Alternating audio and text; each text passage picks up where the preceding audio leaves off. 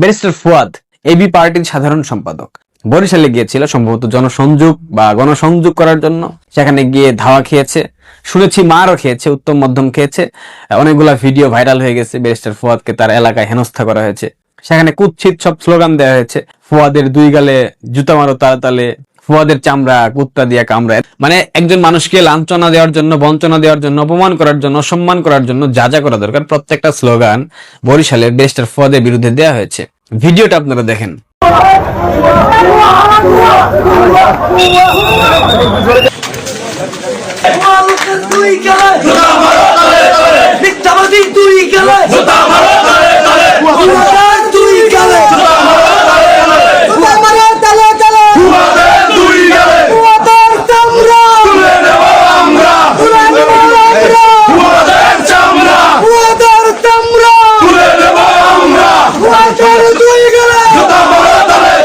যে ব্যক্তি তার নিজের এলাকায় এভাবে অপমানিত হয়, অসম্মানিত হয়, তার বিরুদ্ধে স্লোগান দেওয়া হয়, সে ব্যক্তি নাকি সংসদে গিয়ে সরকার গঠন করবে।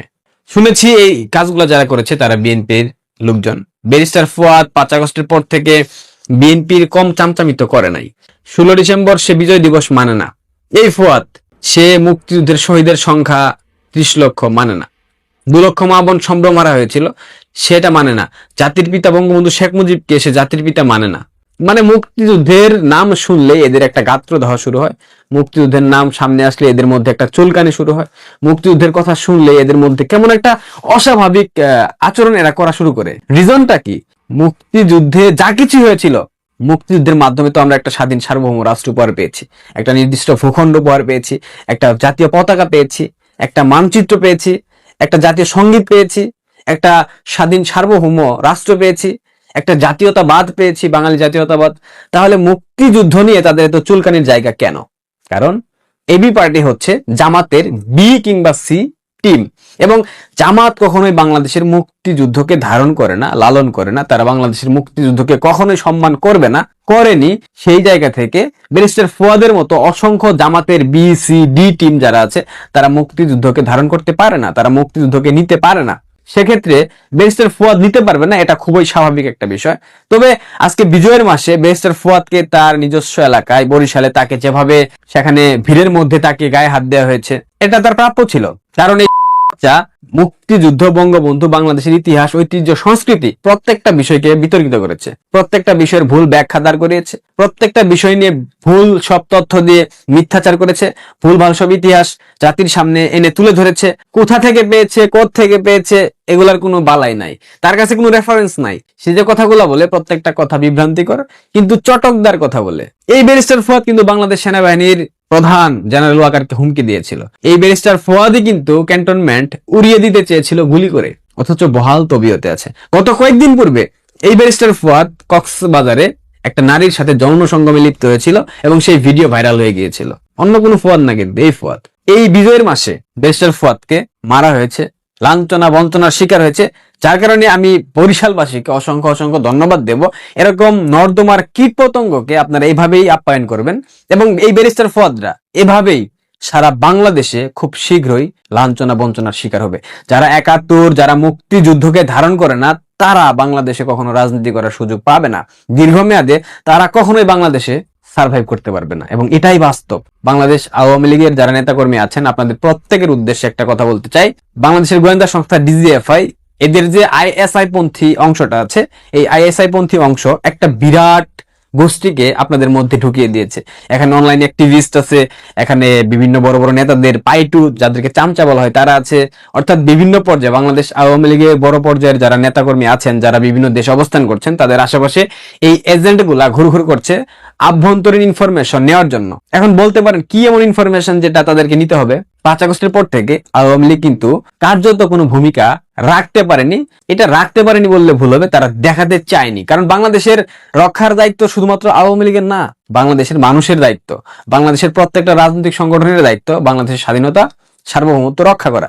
শুধুমাত্র আওয়ামী লীগকে এককভাবে সবকিছু রক্ষা করতে হবে এটা ভাবার কোনো কারণ নাই। সুতরাং সেই জায়গা থেকে বাংলাদেশ আওয়ামী লীগ ভেবেছে, যেহেতু আমাদেরকে মিথ্যা একটা প্রপাগান্ডার আন্দোলনের মধ্য দিয়ে, একটা ষড়যন্ত্রের মধ্য দিয়ে আমাদেরকে ফেলে দেওয়া হয়েছে, সেক্ষেত্রে বাংলাদেশে যারা এখন আছেন সাধারণ মানুষ, আপনারা বাংলাদেশকে উদ্ধার করেন। পরবর্তীতে যদি আপনারা সেটা না পারেন, সেক্ষেত্রে বাংলাদেশ আওয়ামী লীগ ঐক্যবদ্ধভাবে এই সংকট মোকাবেলা করবে। এই যে বাংলাদেশ আওয়ামী লীগ গত 1.5 বছরেও তারা কেন কর্মসূচি হাতে নিচ্ছে না, তারা কেন তাদের সেই পূর্বের ইতিহাস, তাদের যে বিরোধী দলের সময় ঐতিহ্যবাহী সমৃদ্ধশালী ইতিহাস, শক্তিশালী দৃঢ় অবস্থান, সেই ইতিহাস কিন্তু বাংলাদেশ আওয়ামী লীগ গত 15 মাসে দেখাতে পারেনি বললে ভুল হবে, দেখায়নি। কারণ এখানে একটা কৌশলগত কারণ আছে। শুধুমাত্র দায়িত্ব বাংলাদেশ আওয়ামী লীগের না, এদেশের মা, মাটি, পানি, বাতাস সবকিছু আমরা যেমন ব্যবহার করি, ঠিক তেমনি অন্যান্য মতাদর্শে যারা আছে, জামাত, বিএনপি সহ সবাই, তারাও কিন্তু ব্যবহার করে। দায়িত্ব তাদেরও, শুধুমাত্র আওয়ামী লীগ কেন একা দায় নেবে?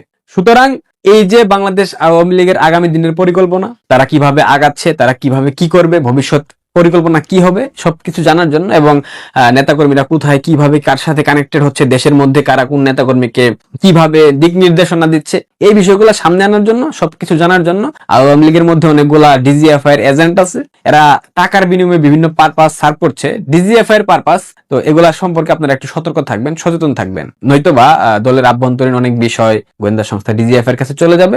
ডিজিএফআই এর কাছে যাওয়া মানে হচ্ছে আইএসআই এর কাছে যাওয়া এবং বাংলাদেশ বিরোধী অপশক্তির কাছে যাওয়া। So be careful. বিজয়ের মাসে আবারও আপনাদের সবাইকে রক্তিম শুভেচ্ছা।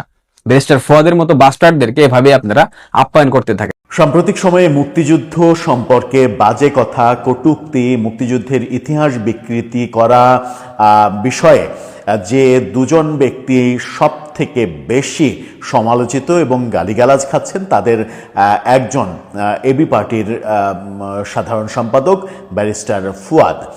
নানাভাবে মুক্তিযুদ্ধকে বিতর্কিত করা, মুক্তিযুদ্ধের বিপক্ষে কথা বলতে পারলেই যেন শান্তি লাগে, বঙ্গবন্ধুকে নানাভাবে গালাগালি করা, বিশ্বাসঘাতক বলা, এই ব্যাপারগুলো যেমন দেখছি, তেমনি বাংলাদেশ সেনাবাহিনী সম্পর্কে অধ্যত্বপূর্ণ বাজে কথা বলা, সেনানিবাস উড়িয়ে দেয়া, সেনাপ্রধান সম্পর্কে বাজে কথা বলা, এই কথাগুলো, এই ব্যাপারগুলো লাগামহীনভাবে আমরা তার কাছ থেকে শুনে আসছিলাম। সেই আলোচিত সমালোচিত ব্যারিস্টার ফুয়াদ, তিনি এবার নিজের এলাকাতে শারীরিকভাবে লাঞ্ছিত হলেন। তার বিরুদ্ধে, তার সামনেই তাকে ধাক্কাধাক্কি যেমন করা হলো, তেমনি তার সামনে স্লোগান ধরা হলো, ভুয়া ভুয়া, এবং আরও অনেক বাজে বাজে স্লোগানে তিনি এলাকা ছাড়তে বাধ্য হলেন। এরকম কিছু ভিডিও সামাজিক যোগাযোগ মাধ্যমে আজকে রীতিমতো ভাইরাল হয়ে গেছে। কি হয়েছে বরিশালে তার নিজের এলাকায়? কেন নিজের এলাকাতেই অবাঞ্ছিত ঘোষিত হচ্ছেন, যখন কিনা এই দলটিকে মনে হচ্ছে বর্তমান সরকারের মুখপাত্রের মতো ভূমিকা পালন করছেন কখনো কখনো। কি হলো চলুন একটু জেনে দেখি বরিশালে, সাথে আর কি কি ঘটলো, কি কি ঘটছে প্রাসঙ্গিকভাবে, সেগুলো আমরা জেনে দেখাচ্ছি। তিনি নিজ এলাকাতেই লাঞ্ছিত হয়েছেন, স্লোগানে স্লোগানে মুখরিত হয়েছে তার বিরুদ্ধে তার এলাকা, এবং এতই কুৎসিত স্লোগান দেয়া হয়েছে যে স্লোগানগুলোর ভিডিও আমাদের কাছে থাকা সত্ত্বেও আমরা আমাদের নৈতিক কারণেই এটা আপনাদেরকে দেখাতে চাই না। কিন্তু এই কাণ্ডটা কেন ঘটলো, গণমাধ্যম কি বলছে? গণমাধ্যম যেটা বলছে সেই শিরোনামটা যদি আমরা একটু দেখে নিই, তাহলে সেখানে কালের কণ্ঠের ফটোকার্ডটা দেখলেই বুঝতে পারবেন। বলা হচ্ছে, নিজ এলাকায় তোপের মুখে ব্যারিস্টার ফুয়াদ, ভুয়া ভুয়া স্লোগান। শুধু এই ভুয়া ভুয়া স্লোগান হয়নি, আরও অনেক স্লোগান হয়েছে যেগুলো উল্লেখ করতে চায় না। সেখানে কি বলা হচ্ছে? বলা হচ্ছে, বরিশালের মিরগঞ্জ সেতুর ভিত্তিপ্রস্তর স্থাপন অনুষ্ঠানে গিয়ে নিজের নির্বাচনী এলাকা বরিশাল ৩ বাবুগঞ্জ মুলাদি আসনেই ছাত্র দলের তোপের মুখে পড়েছেন এবি পার্টির সাধারণ সম্পাদক আসাদুজ্জামান ফুয়াদ।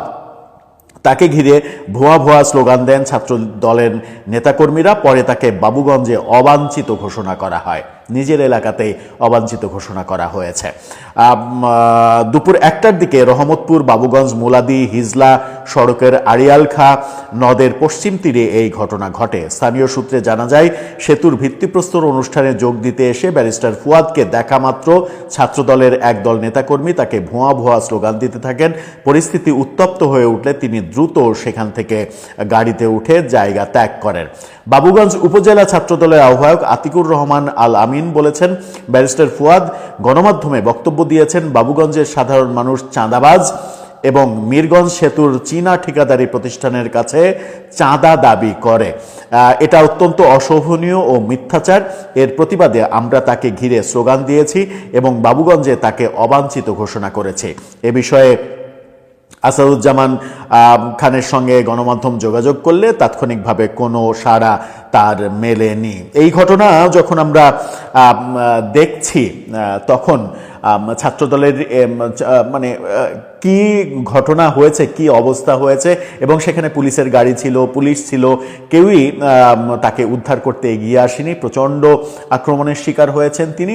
এই টাকলা লুচ্চা ফুয়াদকে বরিশালের মানুষ ভাই যেভাবে মাই দিছে রে ভাই, বিশ্বাস করেন, মানে লাথি উষ্টা খুশি কিল, ও মাই গড, এটা অকল্পনীয় ছিল। এই টাকলা ফুয়াদের জন্য অলমোস্ট অনেকটা আপনার মানে কারেন্টের ধরেন 10,000 ভোল্টে এটা শর্ট খাওয়ার মতো। তিনি বুক ভরা ভালোবাসা, আত্মবিশ্বাস, এবং তিনি ভেবেছিল যে 5 আগস্টে শেখ হাসিনা সরকার পতনের আন্দোলনে তাদের যেই মানে রাজাকারদের যে ভূমিকা ছিল, মানুষ তাদেরকে শাবাশি দিয়েছে, তারা ঠিক সেই আশাটুকু আসলে বরিশালে নিয়ে গিয়েছিল। কিন্তু লঞ্চে যাক আর মাওয়া হাইরোড দিয়ে যাক, যেখানেই যাক না কেন, তাদের সমস্ত বিশ্বাস, ভরসা, আপনার যত আকাঙ্ক্ষা ছিল মনের ভিতরে, সমস্ত কিছু অলমোস্ট পদ্মা ব্রিজ থেকেই বা আপনার সমুদ্রে সেটা হারিয়ে গিয়েছে অচিরে।